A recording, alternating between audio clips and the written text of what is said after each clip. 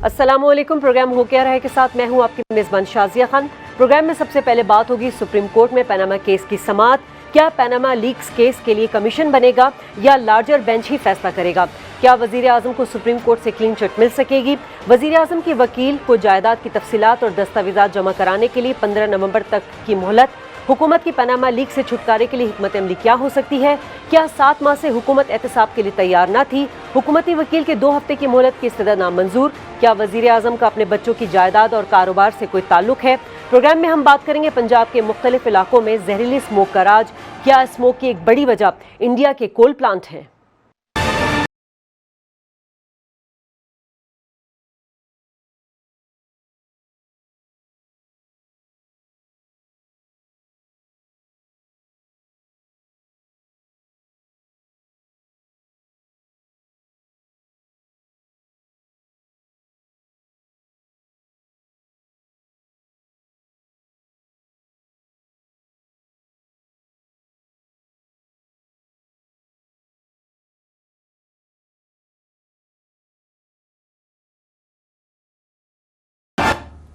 नाज़रीन, जैसे कि पनामा लीक्स केस का फ़ैसला जो है और जो उसका मसला है वो धरनों से होता हुआ अब हमें अदालत में मौजूद नज़र आया और आज फिर इस केस के समाअत हुई और समाअत में वज़ीर आज़म साहब के बच्चों ने तमाम जो तहरीरी जवाब है वो दाखिल कर दिया और अदालत ने इस केस से मुतल्लिक फ़रीक से तमाम दस्तावेज़ात और जायदाद के हवाले से तफसीलात तलब कर ली हैं। एक अहम चीज़ जो आज के हमें नज़र आई वो ये कि चीफ़ जस्टिस अनवर ज़हीर जमाली ने अवामी और मीडियाई नब्ज़ को भांपते हुए केस के आगाज़ में ही ये कह दिया था कि अदालत उज़्मा की पहली तरजीह सिर्फ वज़ीर आज़म के ख़ानदान पर लगे इल्ज़ामात की छानबीन है और बाकी मानदा जो लोग हैं इस फैसले का इंतज़ार करें।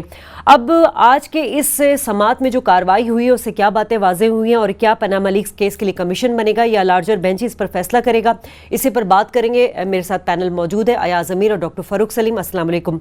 डॉक्टर साहब, क्या लगता है आपको आज के इसकी समाअत में क्या बातें वाज़ेह हुई और वही उम्मीद की जा रही थी जिसकी तवक्को हम कर रहे हैं? शादिया दो चीज़ें हैं, जैसे एक तो ऑर्डर है जो हमेशा फॉर्मल आता है और फिर रिमार्क्स हैं, ऑब्जर्वेशंस हैं जो जज साहिबान इस कार्रवाई के दौरान देते हैं। ऑर्डर में 2 सबसे इम्पॉर्टेंट चीज़ें जो हैं, पहली चीज़ आपने जिक्र कर दिया कि कहा गया कि जवाब तो जमा करवा दिया गया लेकिन दस्तावेज़ात उसके साथ जमा नहीं करवाई गई, और दूसरा उन्होंने कहा कि ये आखिरी मौका है और कोई मौका नहीं दिया जाएगा। तो जो ऑफिशियल फॉर्मल ऑर्डर है उसमें ये 2 सबसे इम्पॉर्टेंट चीज़ें थीं। जो ऑब्जर्वेशंस हैं उसमें सीजे साहब ने ख़ुद से कहा कि अदालत कम से कम वक्त में मामले को निपटाना चाहती है। जस्टिस अज़मत सईद साहब ने कहा कि दोबारा से वो जवाब के साथ दस्तावेज़ात क्यों जमा नहीं करवाईं, और उनको आगे से वज़ीर आज़म साहब के वकील ने जवाब दिया कि हम सोच रहे थे कि जब कमीशन बन जाएगा तो उसके बाद हम वो जमा करवाएंगे। तो वो कमीशन का मामला उन्होंने कहा कि जब तक जायदाद और रकूम की मुंतकिली से मुतल्लिका शवाहिद का जायज़ा हम नहीं ले पाते उसके बाद हम डिसाइड करेंगे, जब हमें वो चीज़ें मिल जाएंगी कि हमने कमीशन बनाना है या नहीं बनाना। तो रिमार्क्स तो बड़े सख्त किस्म के आ रहे हैं। उनको ये भी कहा जा रहा है कि हमने जल्द अज जल्द कम से कम वक्त में इसका फ़ैसला करना है, और जिस तरह डेट्स दी जा रही हैं, देखें ना, अक्टूबर की 20 तारीख से शुरू हुआ, नवंबर की पहली लगी, फिर नवंबर की 3, फिर नवंबर की 7, अब नवंबर की 15, तो बड़ी शॉर्ट डेट्स दी जा रही हैं। तो अदालत जो कह रही है वाकई वो करना भी चाहती है। ठीक है अयाज साहब, अज़मत सईद साहब ने जो रिमार्क्स दिए हैं उसी से मैं आपसे पूछना चाहूँगी। उन्होंने कहा था इस केस में कोई पेचीदगी नहीं है, बड़ी जल्दी इस केस को निपटा दिया जाएगा, मगर हुकूमत जो है वो जवाब जो है उसके साथ डॉक्यूमेंट्स जमा कराए। देखिए, वो रिमार्क्स ऐसे होते हैं, उस पर हम कुछ नहीं कह सकते, और एक रिमार्क को लेके जो है हम स्पेकुलेट करते रहें कि ये उसका मतलब था या ये मतलब था। देखेंगे कि कौन से इश्यूज़ पे। मैं तो अभी तक ये क्लियर नहीं हूँ कि जो पीटीआई वाले जो हैं जिन्होंने पिटिशन, शेख रशीद भी हैं, दूसरे भी हैं, जमात इस्लामी वाले भी हैं, वो एग्जैक्टली क्या कह रहे हैं। तो देखना है कि वो इश्यूज़ जब फ्रेम होते हैं उसके जवाबात क्या आते हैं। अभी तक तो सब चीज़ हवा में है। अभी तक वो जब उनसे ये पूछा जा रहा है कि आप अपने जवाब जमा कराएं। अब वो आज भी जो है जवाब जमा कराएं, दस्तावेज कोई भी नहीं था। अब कमज़ोर से कमज़ोर दीवानी केस में भी सिविल जज के सामने भी हो तो आप अपने दस्तावेज साथ ही आप देते हैं। अब पहले चीज़ ये, एक आम किसान, सर ये 7 समुंदर पार से आने हैं, आम किसान, आम मजदूर ने जब कोई दीवानी केस अभी तक दायर नहीं वो करता, वो पहले पटवारी से जाके डॉक्यूमेंट्स लेता है कि बगैर डॉक्यूमेंट्स के मेरी कोई बात बनेगी नहीं। ये एक आम आदमी, मतलब बड़े से बड़े ये वकील हैं असलम भट्ट साहब और हामिद खान साहब, ये तो बड़ी तोपें हुई ना जी, वो भी वो समझते हैं, तो सलमान भट्ट साहब जो हैं, तो वो भी समझता है केस दायर करने से पहले ज़मींदार, किसान, मजदूर जो है, दहकान, वो जाता है पटवारी के पास और कहता है जी मुझे उस ज़मीन के फ़र्द दे दें। ये पहली चीज़ वो करते हैं। यहाँ पे वो आए हैं, कहते हैं हमने नहीं दिया। हम इस इम्प्रेशन में थे कि जब कमीशन का फैसला हुआ ही नहीं है। जज साहबान बार बार कह रहे हैं कि हमने कोई फैसला नहीं किया कि कमीशन बनेगा या ये बेंच ही इस केस को सुन के फैसला करेगा। इंक्वायरी कमीशन के हवाले से मैं तो कतन नहीं समझ पाया। इंक्वायरी कमीशन बनाते हैं कि आपने कोई चीज़ का खोज लगाना है, कोई चीज़ इंक्वायर करनी है। सर यहाँ इंक्वायर करने वाली चीज़ तो कोई बची ही नहीं। एतराफ़ी बयान आ चुका है, आपने सबने देख लिया, टेलीविज़न पे कई 100 बार चल गया, वो एतराफ़ कर चुके हैं कि ये जायदाद हमारी। कहते हैं जी बच्चों के हैं, फिर आज उन्होंने कहा कि वो पब्लिक ऑफिस होल्डर नहीं है। तो इश्यूज कौन से फ्रेम होंगे? देखिए ना, जब भी कोई केस होता है, चाहे वो फौजदारी हो, क्रिमिनल केस हो, चाहे सिविल हो, इश्यूज फ्रेम होते हैं कि इस पे बहस होगी। ये है कि क्या अभी तक कम अज़ कम शायद जो बड़े वकील हैं और यहाँ पे बड़े वो हैं, वो तो जाहिर है समझते होंगे, पर हम जैसा, मेरे जैसा एक लेमैन जो है अभी तक नहीं समझ रहा कि वो क्या इशूज। सर मैं 3 इशूज समझ पाया हूँ इस सारे केस में। पहला तो ये है कि पैनामा लीक्स के हवाले से जो इल्ज़ामात लगाए गए हैं वो नंबर 1 इशू गिना जा रहा है, और फिर ये कहा जा रहा है कि टैक्स एवेजन हुई है, ये दूसरा इशू है। और तीसरा इशू ये है कि मिस डिक्लेरेशन, कि आपके पास असासाजात कुछ थे, वो आपने अपने कागजात जो नामजदगी के हैं उसमें डिक्लेयर नहीं किए। तो फिर उनके वकला जो हैं, लंदन फ्लैट्स जो है उसके बारे में तो कोई शक नहीं है कि या वालिद साहब के नाम है या बच्चे बच्चियों के। वहाँ तो एतराफ़ी बयान आ चुका हुआ, वो तो उसमें तो कोई शक नहीं है, तो उस पे फोकस सर उसमें डेट्स में भी कोई शक नहीं रहा, तो उसमें वो फोकस करें। हामिद खान और नईम बुखारी हैं, ये नईम बुखारी हामिद खान को आके थोड़ा हमें समझाना चाहिए, कौम को समझाना चाहिए कि ये इश्यूज हैं यहाँ पे।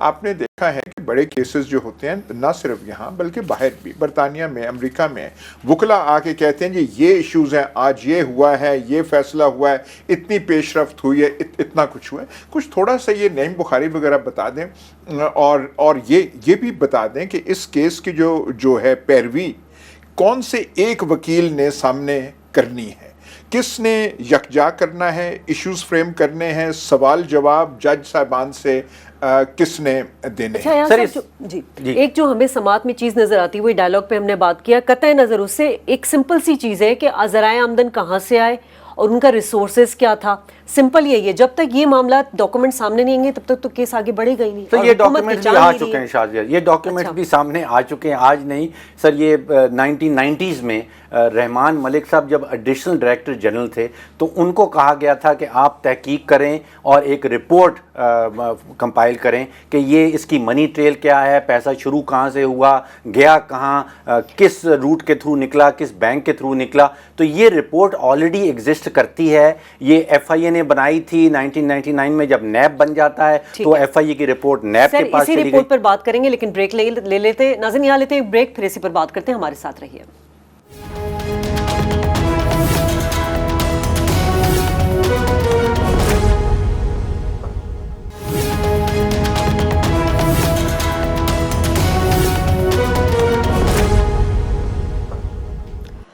प्रोग्राम में आपको एक बार फिर खुशामदीद कहेंगे नाज़रीन। आज समाज, जिसमें हमने देखा कि सुप्रीम कोर्ट ने जो है 15 नवंबर तक जमा कराने का हुक्म दिया है जो जायदाद है, उनकी तफसीलात और उनके दस्तावेजात। हमारे साथ इस वक्त टेलीफोन लाइन पर मौजूद है Faisal Chaudhry, advocate supreme court. बहुत शुक्रिया फैसल साहब। फैसल साहब फरमाइएगा, जो रिमार्क्स आज जस्टिस अजमत ने जो दिए हैं कि ये केस कोई पेचीदा नहीं है, बहुत सादा सा है, सिर्फ ज़राए आमदन और वज़ीर आज़म के जो ख़ानदान है उनके रिसोर्सेज की जो है तफसीलात सामने लाई जाए। अभी डॉक्टर साहब ब्रेक से पहले बात कर रहे थे, रिपोर्ट टेक आई थी 1990 में डॉक्टर साहब, 1993 में शायद। 1993 में। जी फैसल साहब, ये 1998 में जो रिपोर्ट आई थी, रहमान मलिक साहब ने बेसिकली 2 FIR जो रजिस्टर्ड हुई थी, ये प्राइम मिनिस्टर साहब के करीबी अजीज थे, उसमें मरहूम मियां मोहम्मद शरीफ साहब और अब्बास शरीफ साहब भी थे। तो ये FIR हुई थी जी जाली अकाउंट खोलने पे। 2 बैंक थे, HBL, AG ज़्यूरिख और बैंक ऑफ अमेरिका, और वहाँ से जो है ये मनी लॉन्ड्रिंग के जो इल्जामात जो है लगाए गए थे। बाद में ये रेफरेंस जो है वो नैब को ट्रांसफ़र हो गया। रेफरेंस का नंबर था 5/2000, लेकिन ये फ्रीज हो गया जब एक मुआहदे के तहत मियां शरीफ फैमिली जो है वो जद्दा चली गई, और 10 साल के बाद जब वो वापस आए तो फिर इसको जो है वो अदालतों से क्वाश करा दिया गया। जहाँ तक अजमत सईद साहब के जो रिमार्क्स हैं उनका ताल्लुक है, देखिए मैं एज ए प्रोफेशनल वकील मेरा ख्याल ये है कि ये मुकदमा इतना सादा नहीं होगा, और ये इसमें पेचीदगियाँ आएंगी जब ये अगली तारीख पे डॉक्यूमेंट्स आएंगे, वो सबमिट होंगे, तो मुझे ऐसा लगता है कि काफी सारी चौधरी साहब हर जगह बात हो रही है, मनी ट्रेल की बात हो रही है, रकूम की मुंतकिली की बात हो रही है। वो जो रिपोर्ट बनाई गई थी 1990s में, 1998 में शायद सदर साहब को दी गई थी, उसमें इस हवाले से क्या क्या सबूत या शवाहिद मौजूद हैं?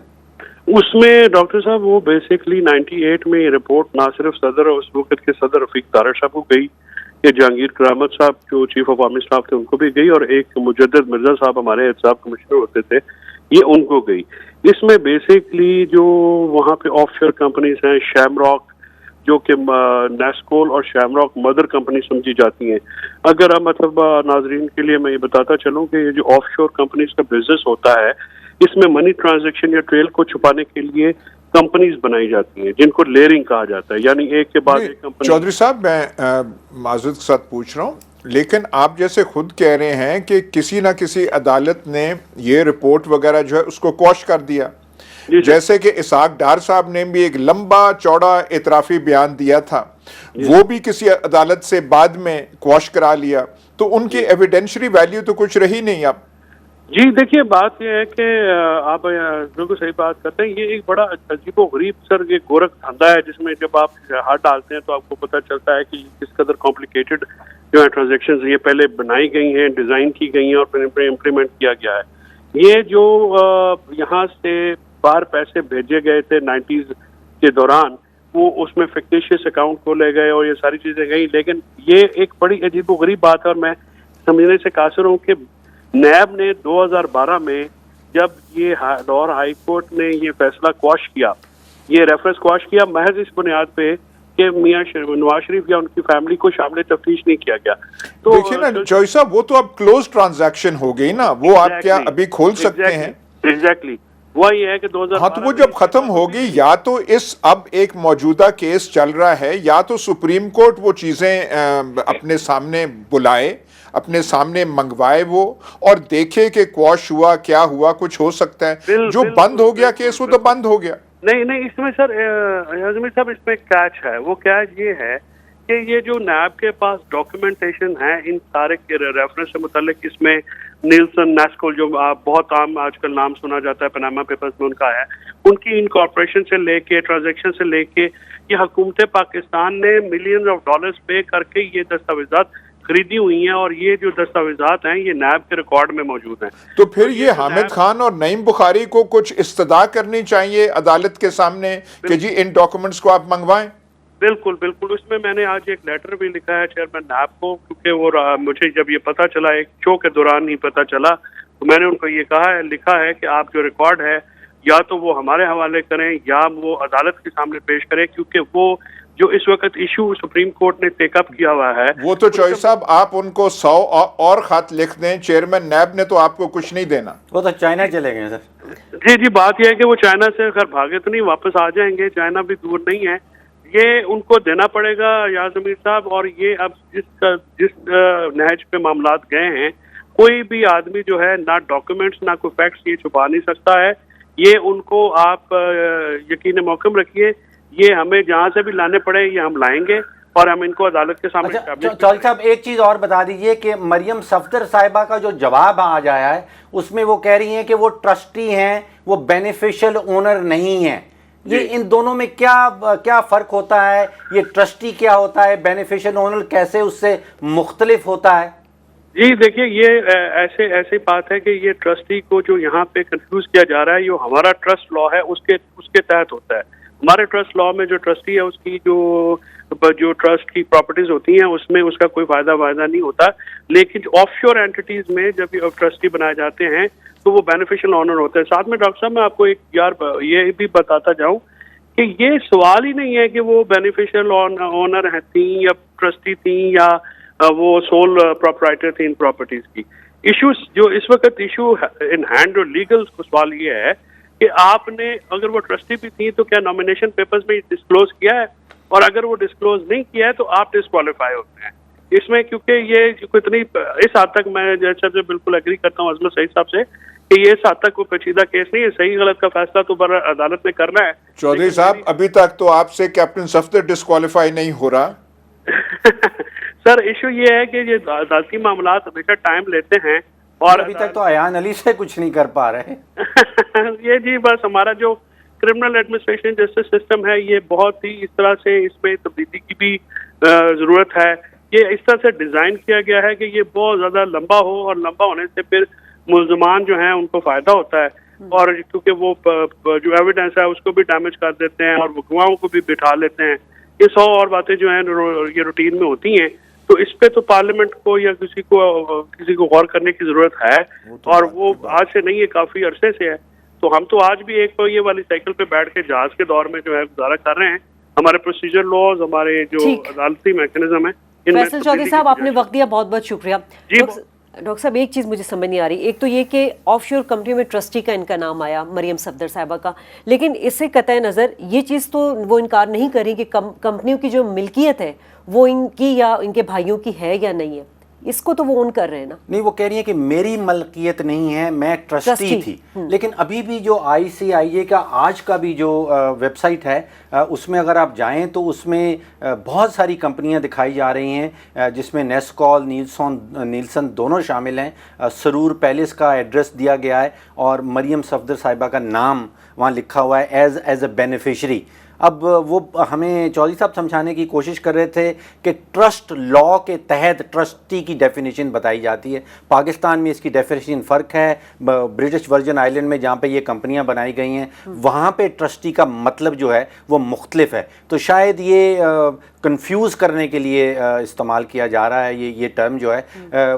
اپنے جواب میں وہ کہہ رہی ہیں کہ میں ملکیت نہیں ہے، میں نے فائدہ بھی نہیں اٹھایا ان کسی چیزوں سے، یہ میرے بھائیوں کی کمپنیاں ہیں اور وہی فائدہ اٹھا رہے ہیں، میرا فائدہ اس میں کہیں نہیں نظر آیا. ٹھیک ہے. اچھا ایاز صاحب، اب سارا ڈیپینڈ کرتا ہے 15 نومبر کو جو ڈاکومنٹس جائیں گے، جو تفصیلات جائیں گی جائیداد کی. دیکھیں نا، وہ جائیں گے پھر سپریم کورٹ نے یہ فیصلہ کرنا ہے کہ ہم نے ایک کمیشن بنانا ہے یا ہم جو ہے لارجر بینچ ہے وہ آرڈر میں بھی جو ہے وہ کمیشن کی کبھی بات کر رہے ہیں. مطلب ہے کہ ابھی تک اس پہ فیصلہ نہیں ہوا. اب جب کمیشن بیٹھے گا تو پھر اس میں ایک کارروائی چلے گی. تو یہ کوئی ایسے نہیں ہونے چلا کہ 1 دن 2 دن ہفتے میں بالکل آپ کو جھٹکا کوئی ایسے لگ جائے. اب دیکھیے نا، کرتے کرتے سپریم کورٹ کی کتنی کوشش ہے کہ اسے محدود کیا، اسے کمپریس کیا جائے کہ لمبی ڈیٹس نہ ہوں، لیکن وہ کچھ نہ کچھ کامیاب ہو رہے ہیں. مطلب لمبی نہیں لیکن تاریخیں نکالنے میں کامیاب ہو رہے ہیں. اور ایسی چیز بھی کہ جی ہمیں اس امپریشن کے تحت ہم نے یہ ڈاکومنٹس نہیں دیے. تو ابھی تک بہت سی چیزیں جو ہیں تب جا کے کچھ پتہ چلے گا کہ کس طرف یہ جا رہا ہے. ایک بات اچھی ہے، انکوائری کمیشن کیا کام کرے گا؟ کس چیز کی انکوائری کرے گا؟ کس چیز کی تفتیش یا تحقیق کرے گا؟ سر وہ جو ہے کچھ وہ ڈٹرمن کرے گا کہ اس میں نوعیت کس چیز کی ہے. ڈٹرمن تو بینچ کر لے گا. ڈٹرمنیشن کے لیے آپ کو کمیشن کیوں؟ میں انکوائری کمیشن کے حوالے سے انکوائری کیا ہونی ہے؟ انکوائری کمیشن نہیں ہوگی، دس ول بی جوڈیشل کمیشن. ٹھیک ہے سر، اسی پر بات کریں گے، بریک لے لیتے ہیں. جو ایشوز فریم کرے گا. ٹھیک ہے ناظرین، اسی گفتگو کے سلسلے کو آگے بڑھائیں گے. اس بریک کے بعد ہمارے ساتھ رہیے.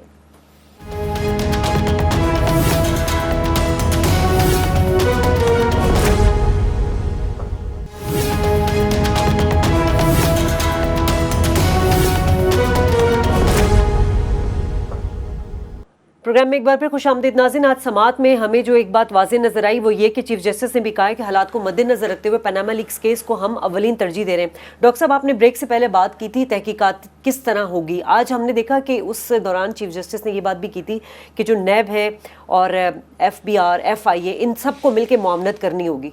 नैब तो पहले ही हमें इस मामले में पहले ही हैंड्स अप हुए हुए कि हम मेरा ख्याल है एक कमेंट ये भी था उनमें कि ये सारे जो रियासती इदारे हैं इन पे तो बेएतमादी हो चुकी हुई है, यानी कि इनके ऊपर तो दोबारा से एतमाद करने का कोई फ़ायदा नहीं होगा।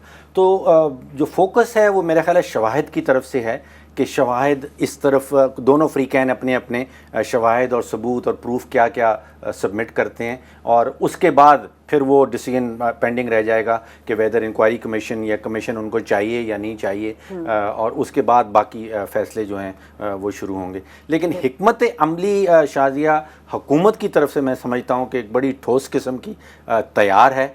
उसमें एक अदालती हिकमत अमली भी है, सियासी हिकमत अमली भी है, और मीडिया के हवाले से भी हिकमत अमली उनकी तैयार है। अदालती हिकमत अमली में आया सब नज़र ये आता है कि दोबारा से डिले करने की कोशिश कर रहे हैं, लेकिन कोर्ट शायद उसकी इजाज़त नहीं दे रहा और बड़ी सख्ती से उसका नोटिस भी ले रहा है। दूसरी तरफ स्पेशली सोशल मीडिया के अंदर अदालत को मुतनाज़े बनाने के हवाले से काफ़ी सारे शवाहिद नज़र आते हैं। बड़ी सारी जो क्लिप्स हैं, बड़े सारे जो रिकॉर्डेड है इश्यूज़ हैं वो वायरल जा रहे हैं सोशल मीडिया के ऊपर, और कोशिश ये की जा रही है। सियासी हवाले से हमने देखा कि पाकिस्तान बार काउंसिल में भी सफ़ बंदी एक नज़र आने लगी है, लाहौर बार एसोसिएशन के हवाले से भी एक सफ़ बंदी नज़र आने लगी है। बैरिस्टर ज़फ़रुल्लाह ने दोबारा से वो मेंटेनेबिलिटी का इशू, जबकि वो सेटल हो चुका हुआ, वो सुप्रीम कोर्ट कई बार कह चुकी कि वो मेंटेनेबिलिटी का इशू हम सेटल कर चुके हैं। फिर वो मीडिया के हवाले से आपने देखा कोई 47 करोड़ रुपए की एक कैंपेन हुकूमत ने रिलीज़ की है, वो चल रही है। वो शायद किसी हद तक ये भी कहा जा सकता है कि वो अदालत को, सुप्रीम कोर्ट को, उसकी ओपिनियन को इन्फ्लुएंस करने के लिए भी उसका इस्तेमाल हो सकता है। तो मीडिया की सियासी मीडिया अदालती हिकमत अमली हुकूमत की तरफ से नज़र आने लगी। सर, ये पाकिस्तान बार काउंसिल, जी आप कुछ कह रहे हैं? देखिए, एक तो है कि वो जो हमने पहले कहा कि अभी तक ये फैसला नहीं हुआ सुप्रीम कोर्ट ने, कमीशन होगा या यही बेंच बैठेगा। फिर टर्म्स ऑफ रेफरेंस पे जो है अभी तक जाहिर है कि कोई एग्रीमेंट नहीं हुई। अब टर्म्स ऑफ रेफरेंस दोनों साइड से आती हैं, मेरे ख्याल कोई उनसे एग्रीमेंट नहीं होगी। फिर सुप्रीम कोर्ट खुद, अब वो टर्म्स ऑफ रेफरेंस क्या होंगी, वो सबसे अहम चीज़ है। सर, जब दो फ़रीक़ैन के दरमियान में एक केस चलता है, हाँ जी, अदालत में लगता है सर, उसमें ना कभी कमीशन की बात होती है, उसमें ना कभी TORs की बात होती है। इसमें ये दो चीज़ें क्यों आ रही हैं? एक फरीक ने अपने शवाहिद इनके पास जमा करवा देने हैं, दूसरे फरीक ने अपने शवाहिद जमा करवा देने हैं। इसमें वो इंक्वायरी कमीशन या TOR सर, पर वो बात है, ये तो सुप्रीम कोर्ट ने इसमें फैसला किया है कि हमने वो जो भी कार्रवाई करनी है उसके टर्म्स ऑफ रेफरेंस होंगे, किस दायरे में हमने करनी है। सर, इनका तो दायरा बहुत वसी है, 184 में इनका तो अनबाउंडेड है। कोई उसके मैं कह रहा हूँ डॉक्टर साहब, जो सुप्रीम कोर्ट हुक्म सादर कर चुकी है, ये आप और मेरी राय नहीं है कि हमने टर्म्स ऑफ रेफरेंस देने हैं। दोनों साइड से टर्म्स ऑफ रेफरेंस मांगे हैं और कहा है कि आप अग्री कर जाएं, बहुत अच्छा। उसका तो जवाब हमें पता है, नहीं तो हम देंगे। ठीक। अब तनाज़ा किस बात पे हो रहा है, जो आप कह रहे हैं तनाज़ा, जो बार काउंसिल ने भी जो कल जो मीटिंग वो हुई थी, अब देखें ना, बार काउंसिल के 23 मेंबर्स हैं और मेजॉरिटी जो है उसको गवर्नमेंट अपनी तरफ ले जा चुकी है। उस मीटिंग को प्रिजाइड कौन कर रहे थे? अटॉर्नी जनरल कर रहे थे। और उन्होंने क्या, कल जो बात है, उन्होंने रेजोल्यूशन पास नहीं किया, लेकिन उन्होंने कहा कि हम देखेंगे कि सुप्रीम कोर्ट के पास इख्तियार क्या है। सर, ये वो मेंटेनेबिलिटी वाला इशू नहीं है? नहीं, मेंटेनेबल, उन्होंने कहा है कि टर्म्स ऑफ रेफरेंस क्या खुद दे सकते हैं या नहीं। एक सईदुज़्ज़मान सिद्दीकी साहब का बयान था आज जी कि जी वो टर्म्स ऑफ रेफरेंस खुद जो है वो ऐसे। सर, सईदुज़्ज़मान सिद्दीकी साहब वही नहीं है जो PMLN के सदारती कैंडिडेट थे किसी बिल्कुल थे, पर चीफ जस्टिस ऑफ पाकिस्तान भी वो रहे हैं, तो वो हैं, और जिन्होंने फिर मुशर्रफ के तहत हल्फ नहीं लिया था, तो वो एक चीफ जस्टिस हैं, उनके बिल्कुल वो प्रेसिडेंशियल कैंडिडेट रहे हैं, लेकिन वो ऐसे कह रहे हैं। तो उसमें तनाज़ा जो है ये खड़ा वो ज़रूर करेंगे और इसको ज़रूर फैलाया जाएगा और इसको मुतनाज़ा जो है बनाया जाएगा। और याद अदालत उज़्मा को عدالت عظمیٰ کو، اور اس عدالت عظمیٰ کو پریشر لانے کی کوشش کی جائے گی. جو آپ کو کل اگر آپ پاکستان بار کونسل کی پروسیڈنگز دیکھ لیں، اور انہوں نے 26 نومبر کو اگلی میٹنگ اپنی رکھی ہے جس میں وہ کوشش شاید کریں گے کہ ہم ایک باقاعدہ ریزولوشن ہم پاس کریں. اور پھر تاریخ کو مت بھولیے گا، اسپوکس پرسن بھی بدل دیا اپنا شاید وہ بالکل. اور جو آپ کی شو کے جو بہت ہمیں جو بتاتے تھے فاروق نسیم صاحب، انہوں نے کہا ہے کہ ان کو کوئی اختیار نہیں ہے، یہ نہیں ہے. انہوں نے کہا کہ ہاں بیٹھے رہیں ایز وائس چیئرمین کیونکہ ڈگنیٹی آف دا کاؤنسل وغیرہ، لیکن یہ کچھ بات آن behalf of the bar council نہیں کریں. سر اس اجلاس میں ایک اور اہم چیز بھی انہوں نے کہ اگر احتساب کرنا ہی ہے تو پہلے خود احتسابی کا عمل شروع کیا جائے. ایک پوائنٹ انہوں نے یہ بھی اٹھایا کہ لاہور ہائی کورٹ کے جو حاضر سروس جج، ایک اور کسی وکیل صاحب نے پٹیشن دائر کی تھی سپریم کورٹ میں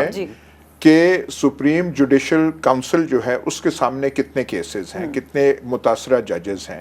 جو پٹیشن چیف جسٹس صاحب نے ڈسمس کر دی تھی اس کی ریویو پٹیشن چل رہی ہے، اور کورٹ کو اس مسئلے میں ہدف تنقید بنایا جا رہا ہے.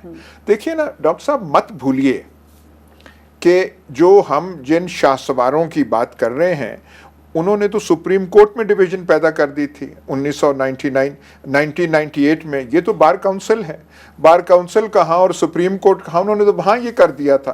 تو یہ ایکسپیرینسڈ لوگ ہیں جو کہ یہ تمام حربے استعمال ہو رہے ہیں اور زیادہ شدت سے استعمال ہوں گے. سر سپریم کورٹ بھی یہ سب دیکھ رہی ہے، شاید اسی وجہ سے وہ جلد از جلد اس کا فیصلہ کرنا چاہتے ہیں. ہاں نہیں ٹھیک، وہ ایسے وہ دیکھیں نا پریشر میں لانے، متنازع بنانے، ایشوز کو کنٹروورشل بنانے کی کوشش کی جا رہی ہے. سر اس کا مطلب ہے یہ حربے جو ہیں یہ حکومت کی حکمت عملی کا ایک حصہ ہو سکتے ہیں؟ نہیں ہے، یہ تو ہو سکتے نہیں ہیں، یہ تو بالکل سر یہ سیاسی میدان میں آپ کو صاف نظر آ رہے ہیں. جو سوشل میڈیا میں جو چل رہے ہیں وہ اس کے الگ ہیں، وہ الگ. تو یہ دونوں چیزیں جو ہیں ساتھ ساتھ ہو رہی ہیں.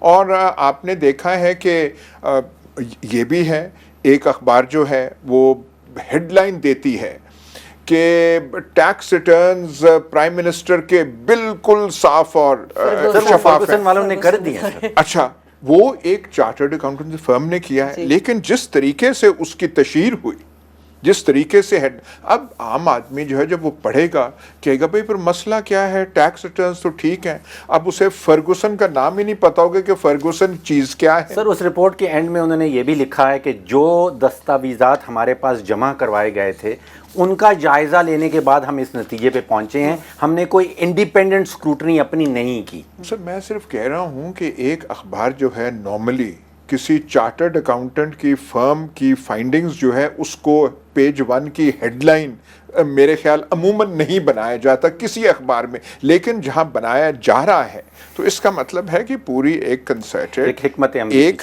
کیمپین ہے جو یہ چلائی جا رہی ہے اور مختلف ڈائریکشن سے چلائی جا رہی ہے.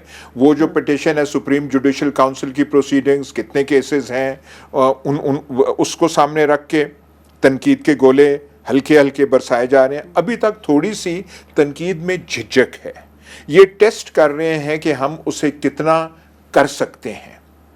تو یہ جو ہے یہ چیزیں سب یہاں پہ اس کیس میں ہوں گی اور آئندہ آنے والے دنوں اور جب تو خدشہ یہ ہے کہ یہ شدت پکڑ جائیں گے. بہت ڈیپینڈ کرتا ہے جب ٹرمز آف ریفرنس فریم ہوں گی، کس قسم کی ٹرمز آف ریفرنس ہیں. کیونکہ ٹرمز آف ریفرنس لوز اور ایسے ہوئیں تو آپ اور میں بحث کرتے رہیں گے تو معاملہ وہیں. سر ابھی تو سماعت پہ اتنا متنازع کیا جا رہا ہے، جب ٹرمز آف ریفرنس آئیں گے تب تو پھر کتنا شور مچے گا. نہیں دیکھیے وہ مین جو کی ہے تب ہمیں پتہ چلے گا کہ ٹرمز آف ریفرنس کیا ہیں.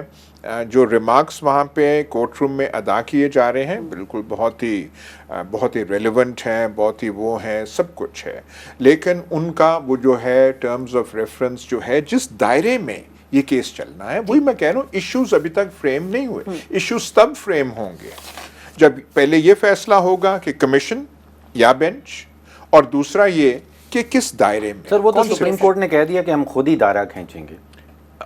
وہ ٹھیک ہے، اب دیکھنا ہے اس ٹھیک ہے، اب دیکھیں گے 15 نومبر کو کہ سپریم کورٹ جو ہے وہ کیا سماعت میں جو بات سامنے آتی ہے اور حکومت اس وقت تک کیا اسٹریٹجی اپناتی ہے.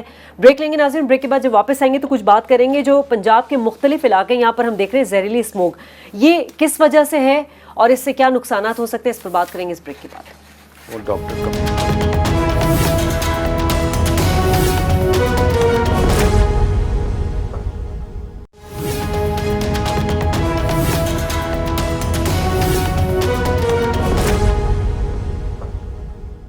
ویلکم بیک ناظرین. جیسے کہ سردیوں کا موسم شروع ہو چکا ہے تو دھند چھانا ایک معمولی سی بات ہے، لیکن جو اسموک ہے، جو کہ دھواں ہے، وہ فضائی آلودگی کی وجہ سے ہوتا ہے. مگر اس وقت ہم دیکھ رہے ہیں کہ پنجاب کے مختلف علاقوں میں زہریلی اسموک کا راج ہے. اس کی کیا وجہ ہے، اس کی جاننے کے لیے ہم نے زحمت دی ہے ڈاکٹر قمر زمان جو کہ کلائمیٹ چینج ایکسپرٹ ہیں، انہی سے بات کرتے ہیں. ڈاکٹر صاحب فرمائیے گا کہ اسموک کی اصل وجہ ہے کیا؟ یہ جی بالکل آپ نے درست کہا کہ یہ بیسیکلی جو اس وقت ایکسٹینڈیڈ ڈرائی اسپیل چل رہا ہے اور اس کی وجہ سے ایٹماسفیئر جو ہے اتنا اسٹیبل ہے کہ جو بھی پولوشن کریٹ ہو رہا ہے جس میں ہمارے لوکل سورسز بھی شامل ہیں، لیکن جو میجر سورس ہے وہ basically Indian coal power plants ہیں اکراس دی بارڈر. اور اس کی وجہ سے یہ جو اس وقت اسموگ اور فاگ کا جو مکسچر ہے یہ ایک صرف پاکستان میں نہیں ہے، یہ ریجنل فنامنا بنا ہوا ہے. انڈیا کے بھی جو نیبرنگ ایریاز ہیں پنجاب کے ساتھ، ان میں بھی یہ اسی طرح کا یہ کنٹینیو ہو رہا ہے. اور یہ پچھلے 8-10 سال سے اس طرح کی جو ہے فریکوینسی ان کی زیادہ ہوگی کیونکہ جو کلائمیٹک پیٹرنز ہیں وہ بڑے ڈسٹرب ہو رہے ہیں. یہ ڈاکٹر صاحب کتنے کول فائرڈ پلانٹس ہیں وہاں پہ بارڈر کے اس پار؟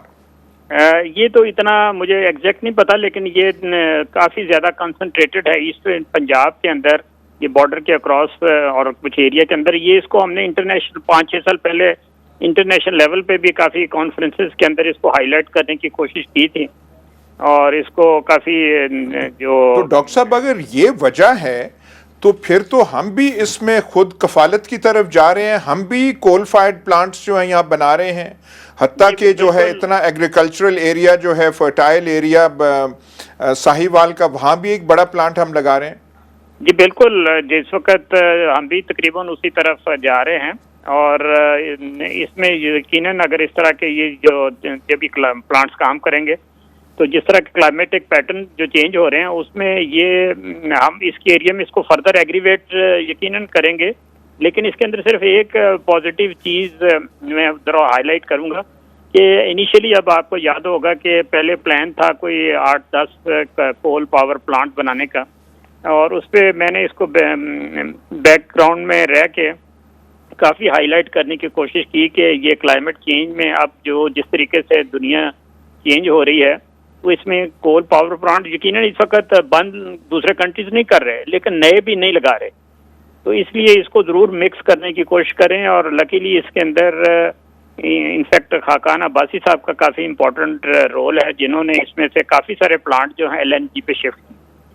ڈاکٹر صاحب میرے پاس کوئی 2008 کی فگر آ رہی ہے، لیٹسٹ نہیں ہے، ورلڈ ہیلتھ آرگنائزیشن کی طرف سے، اور ان کا کہنا ہے کہ کوئلے کی وجہ سے جو ماحول میں آلودگی پیدا ہوتی ہے اس سے کوئی دنیا بھر میں 10 لاکھ لوگ جانیں کھو بیٹھتے ہیں. یہ تو آپ میڈیکل کا بتا رہے ہیں نا کہ جب جو یہ پیرس کلائمیٹ ایگریمنٹ پچھلے سال ہوا ہے جس کے اندر تقریباً اب وہ لیگلی بائنڈنگ ایک انسٹرومنٹ بن گیا ہے 4 نومبر سے اور وہ انفورس ہو گیا ہے، اس کے اندر آپ یقیناً دیکھیے گا کہ آئندہ 5-10 سال کے دوران پوری دنیا کے اندر یہ چینجز ہوں گی اور پورے پیٹرن چینج ہو جائیں گے انرجی پاور جنریشن کے. اور اس کے اندر ہمیں اس لیے اپنی پلاننگ کو بالکل اس طرح اس کو مد نظر رکھتے ہوئے سارا پلان کرنا چاہیے کیونکہ اس کے اندر اب کسی کے لیے چوائس باقی نہیں رہے گی. جس طرح کا لیگل انسٹرومنٹ وہ بن گیا ہے. سر ذرا سادہ الفاظ میں بتا دیجئے کہ ہم بھی وہ پیرس کلائمیٹ چینج ایگریمنٹ کا حصہ ہیں، سگنیٹری ہیں، تو ہم کیا کول پاور پلانٹس نہیں لگا پائیں گے؟ وہ کول پاور پلانٹ کو اس طریقے سے بالکل منع نہیں کر رہے لیکن وہ ساتھ ساتھ اس کے اندر ہمیں یہ کمٹمنٹ دینی پڑے گی کہ جی ہم کتنا جو ہے ایمیشنز کو، کاربن ایمیشن کو ریڈیوس کریں گے آئندہ 10 سے 20 سال کے دوران. اور انیشیل الٹیمیٹلی ہوگا یہ کہ اس کے اندر جو کنٹریز کنٹریبیوٹ نہیں کر رہے اس میں ان پہ کاربن ٹیکس لگ جائے گا. اور اس کے اندر سب سے بڑی اگزامپل ہمیں اپنے دوست چائنا کی طرف دیکھنا چاہیے کہ جو تمام ریلکٹنس کے باوجود اس کا کلائمیٹ ایگریمنٹ کا نہ صرف پارٹ بن گیا بلکہ اس نے ایشور کیا ہے پوری دنیا کو کہ وہ یہ کاربن ایمیشنز کو ریڈیوس کرنے کے اندر اپنا پوری جتنی اس کی رسپانسبلٹی ہے اس کو پورا کرنے کی کوشش کرے گا. ڈاکٹر صاحب آپ کو پتا ہے بہتر مجھ سے کہ امریکہ میں اور یورپ میں بھی کئی لوگ ہیں جو کلائمیٹ چینج کا بالکل مانتے ہی نہیں ہیں. امریکہ میں تو ڈونلڈ ٹرمپ بھی نہیں مانتا کہ کلائمیٹ چینج ہو رہا ہے. یہاں بھی لگتا ہے کہ اس میں اویئرنس کم ہے. تھوڑی تعلیم بالغان کا کچھ یہاں پہ آپ کر لیں یہاں پہ کہ کچھ لوگ سمجھ سکیں اور اس کولے سے ہم بچ سکیں. جی بالکل آپ نے یازمی صاحب بالکل بڑا یہ پوائنٹ بالکل درست ہائی لائٹ کیا ہے کہ واقعی یہاں پر اویئرنیس کی ضرور کمی ہے, لیکن ہم جتنے تھوڑے بہت لمیٹڈ سے پروفیشنل ہیں پوری کوشش کر رہے ہیں کہ جو خاص طور پہ جو پالیسی میکرز اور ڈیسیژن میکرز ہیں ان کی اویئرنیس ضرور ہو, اور تاکہ وہ ڈیسیژن کم از کم اس طرح کے لے سکیں کہ جس کے اندر اب مطلب اس کے اندر جیسے آپ نے کہا نا کہ لوگ ڈینائل تھے پہلے, لیکن اب دنیا میں وہ ڈینائل ختم ہوتا جا رہا ہے. اب آپ دیکھیں کہ جو پیرس ایگریمنٹ ہے یہ دنیا کا واحد ایک انسٹرومنٹ ایگریمنٹ ہے کہ جو ود ان 6 months جو اس کو جو ریکوائرڈ نمبر آف کنٹریز تھے انہوں نے اس کو ریکٹیفائی کر کے. اور ڈاکٹر صاحب یہ پیرس کی باتیں ہیں, یہاں پہ تو وہ جو پلاسٹک وہ جو شاپنگ بیگ ہے شاپر جسے ہم کہتے ہیں اس کے بارے میں کسی کو اویئرنس نہیں ہے, نہ حکمرانوں کو نہ پبلک ایٹ لارج کو. ہر گاؤں میں کوئی دیہات پاکستان میں نہیں ہے جہاں کے ڈھیر نہیں لگے ہوتے. آپ تو کول کی بات کر رہے ہیں, اس کو اور کیا کرتے ہیں, زیادہ ڈھیر ہوتا ہے پھر اسے آگ لگا دیتے ہیں اور پھر آپ دیکھ لیں اس کا کیا اثر ہوتا ہے ماحولیات پہ. نہیں جی اب اس کی ریئلائزیشن انٹرنیشنلی تو کافی زیادہ ہوگی ہے. کلائمیٹ چینج کے انوائرمنٹ ایک ڈفرینٹ ایشو ہے اور کلائمیٹ چینج اب اس سے بھی بڑا چیلنج بن گیا. پہلے انیشلی لوگوں کا خیال یہ تھا کہ climate change is an environmental issue, لیکن climate change is not an environmental issue any more. یہ اب ڈیولپمنٹل ایشو ہے, یہ اکنامک ایشو ہے, یہ انوائرمنٹ بھی ہے, لیکن اس کے علاوہ اس کے بہت سے ملٹی ڈائمینشنز ہیں. اور اس کے اندر اب میرے خیال میں میں تو آئی ایم کوائٹ کانفیڈنٹ کہ آئندہ 5 سے 10 سال کے دوران دنیا کے اندر بہت سی چینج, جیسے کہ 9/11 کے بعد کہتے ہیں نا کہ دنیا ساری چینج ہو گئی. اب یہ پیرس ایگریمنٹ کے جو ہوا ہے یہ ایک بڑا چیلنجنگ ایگریمنٹ ہے. اس سے بھی آپ دیکھیے گا کہ آئندہ 10 سے 15 سال کے دوران دنیا کے جو طریقے ہیں سارے اکنامک اور دوسرے سارے چینج ہو جائیں. چلیں بہت بہت شکریہ ڈاکٹر قمر زمان, آپ ہمارے ساتھ موجود تھے. بڑی ہیلدی ایک ڈسکشن ڈاکٹر صاحب ہمیں نظر آئی ہے جو کول کے حوالے سے ہمیں بہت لیکن اس کا یہ ہے کہ لیکن انہوں نے دیکھیں داد بھی دے دی کہ شاید خاقان عباسی صاحب نے بڑا کام کیا ہے کہ کول کا وہ ہے. کول کے اتنے بڑے پلانٹس ہمارے تھے نہیں, اب یہ کر رہے ہیں. ساہیوال میں جیسے آپ نے ساہیوال میں 1200 ایکڑ زمین پہ اتنے بڑے پہ آپ فرٹائل مطلب فرٹائل ترین جو زمین ہے سینٹرل پنجاب کی ہے اور ساہیوال اس میں ہے, وہاں پہ آپ لگا رہے ہیں. مطلب کوئی عقل کی کچھ پتہ نہیں ماتم ہمیں کرنا چاہیے یا کیا ہمیں. سر ایک تو وہ دھواں نکلے گا اور ساتھ ہی اتنا بڑا کوئلے کا ذخیرہ جو رہ جاتا ہے وہ آپ کو کہیں دفنانا پڑے گا, آپ کو بہت بڑے ڈمپ چاہیے ہوں, اور آپ کو کراچی سے آپ ٹرینوں پہ لائیں گے. لیکن اس کے لیے حکومت کو جو ہے نا وہ اپنے پاناما لیکس سے ذرا اپنی اٹینشن ڈائیورٹ کرنی ہوگی. سر امیر ترین ملک جو جمہوریت ہے وہاں پہ کل الیکشن ہونے چلا ہے, اور جو آدھا گھنٹہ پہلے کا جو نقشہ تھا امریکہ کا, وہاں صدارتی ووٹ ہوتا ہے, وہ ڈائریکٹ ووٹ نہیں ہے, انڈائریکٹ ہے. آپ کو 270 الیکٹورل کالج کے ووٹس چاہیے. آدھا گھنٹہ پہلے کا جو نقشہ تھا اس میں کلنٹن کے پاس کوئی 216 جو نیلا رنگ آپ کو نقشے میں نظر آتا ہے 216 ہیں, ان کو 54 مزید چاہیے ہوں گے جیتنے کے لیے. ٹرمپ کے پاس 164 ہیں جو لال رنگ آپ کو نظر آ رہا ہے, ان کو 106 مزید چاہیے ہوں گے. اور جو ٹاس اپ سٹیٹس کہتے ہیں کہ وہ کسی طرف بھی جا سکتی ہیں وہ 158 ہیں.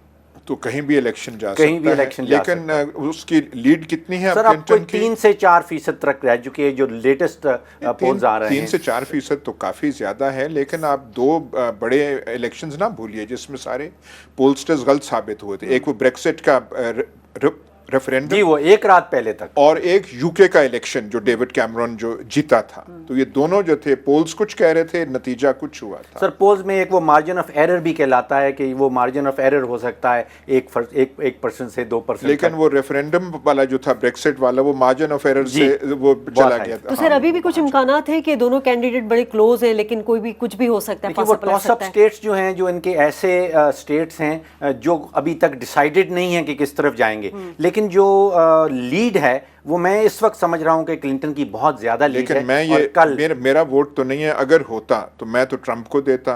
ट्रंप से कोई तब्दीली आ सकती है, क्लिंटन तो वही पुरानी पॉलिसी। तो ट्रंप से क्या तब्दीली आ सकती है पाकिस्तान के लिए? पाकिस्तान के लिए क्या हो सकती है? पाकिस्तान के लिए नहीं, उसके लिए मुस्लिम दुनिया के लिए आ सकती है, रूस के तल्लुकात के साथ आ सकती है, सीरिया का शायद हल जो है निकल आए। अंडर क्लिंटन बिल्कुल ना सीरिया हल होगा, और इजराइल की सपोर्ट डोनाल्ड ट्रंप भी सपोर्ट करते हैं, लेकिन कहीं आगे क्लिंटन जो है उसके सपोर्टर हैं। और सर आपके दिल में अमेरिका के लिए बेहतरी नहीं है, आप इसलिए ट्रंप को लाना चाह रहे हैं। मैं कह रहा हूँ जी अच्छा होगा अगर आए। सर अमेरिका के लिए तो बहुत बुरा हाल होगा। जो ये सारा मिडिल ईस्ट में है, क्लिंटन का इतना बड़ा हाथ है। 8 नवंबर में अब कुछ ही घंटे रह गए, अब देखना ये कि जो भी सदर मुंतखब होता है तो दुनिया के लिए उसकी पॉलिसी, जो फॉरेन पॉलिसी, वो कितनी चेंज होगी। शाज़िया खान, अयाज अमीर, डॉक्टर फ़ारूक सलीम को इजाज़त, इस प्रोग्राम से इजाज़त दीजिए। अल्लाह ने के बाद।